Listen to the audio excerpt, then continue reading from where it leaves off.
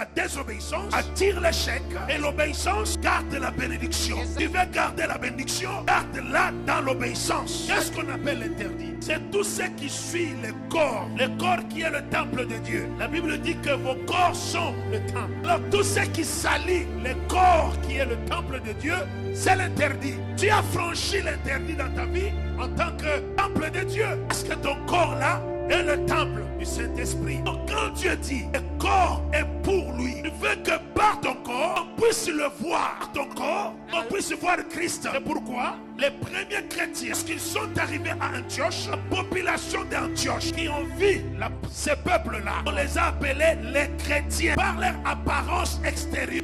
Le corps est pour le Seigneur, le Seigneur est pour le corps. Donc l'interdit est tout ce qui suit le corps qui est le temple du Saint-Esprit. L'interdit c'est quoi? Tout ce qui prend la place de Dieu dans ta vie. Donc tu deviens idolâtre. Il y a des gens qui ont fait de leur mariage, le mariage a pris la place de Dieu. L'argent a pris la place de Dieu. Le commerce a pris la place de Dieu. Ça devient quelque chose de l'interdit. L'idolâtrie c'est quoi? C'est le fait de remplacer Dieu par une autre chose. Alléluia.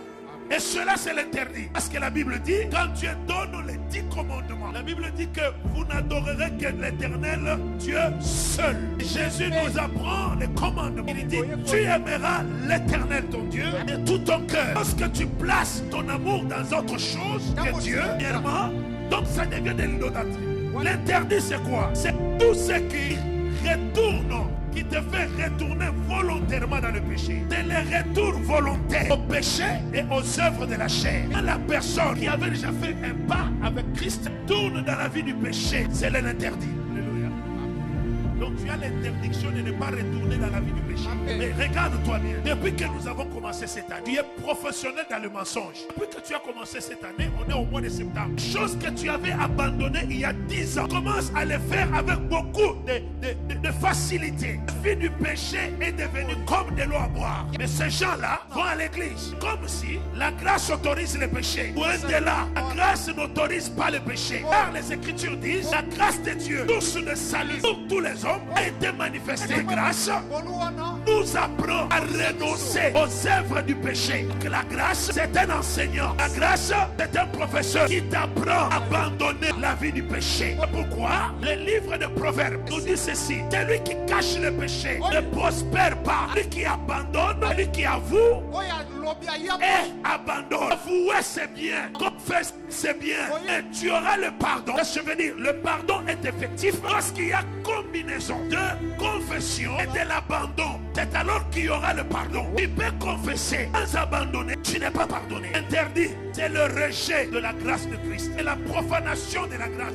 Quand la grâce est profanée et mal interprétée, ça devient une interdiction. En Jésus-Christ, l'interdit n'est pas seulement extérieur. En Christ, l'interdit est intérieur et spirituel. Donc le péché nous sépare de Dieu. La parole de Dieu dit ceci dans le livre de Romains chapitre 3. Tous ont péché et ont été privés de la gloire de Dieu. Pendant qu'ils étaient dans le jardin, la gloire de Dieu était leur vêtement. La gloire de Dieu était leur couverture. Et le jour où ils ont franchi le cap, alléluia, pour aller toucher à l'interdit, la gloire de Dieu s'est retirée d'eux. Ils ont perdu la gloire de Dieu, cause d'avoir touché à l'interdit. Ma soeur, mon frère, c'est bien de prier, mais laisse-moi te dire, commence d'abord à ranger avec Dieu, commence à réparer avec Dieu. L'apôtre Paul nous dit que quiconque veut invoquer le nom de l'Éternel du Seigneur, quiconque veut invoquer le nom du Seigneur, il soit séparé du mal. Est-ce que tu es dans la séparation avec le mal? Est-ce que tu t'es séparé avec le mensonge? Est-ce que tu t'es séparé avec l'impudicité? Est-ce que tu t'es séparé avec l'adultère et la fornication? Amen, amen. Est-ce que tu t'es séparé avec l'orgueil? Tu t'es séparé de quoi avant d'évoquer le Seigneur? Alléluia.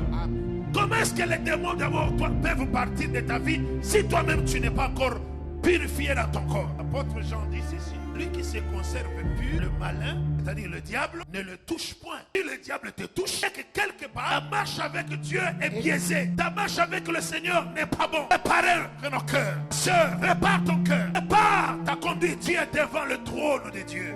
Toucher à l'interdit, c'est sortir de la protection de Dieu. Obéir c'est rester dans la zone de la grâce. Celui qui obéit à Dieu reste dans la zone de grâce. Et celui qui désobéit, bien aimé dans le Seigneur, il sort de cette zone de faveur. Toucher à l'interdit, c'est sortir de la protection divine. Laisse-moi dire à quelqu'un, l'échec n'est pas toujours dû à notre manque de force. Et notre échec est souvent dû à la désobéissance à la parole de Dieu. Dieu ne cherche pas nos sacrifices, mais Dieu cherche notre obéissance. Dieu ne cherche pas les sacrifices. Il prend plaisir à un cœur brisé. Il prend plaisir à un cœur contrit. Il ne prend pas plaisir au sacrifice, mais il prend plaisir à un cœur qui lui obéit. Quand Dieu te dit, monte à la montagne, reste ici, non toujours. Et moi, Dieu, je viendrai. Mère là, que Dieu veut, ce n'est pas le fait de monter à la montagne, mais c'est l'obéissance à ce que lui a dit.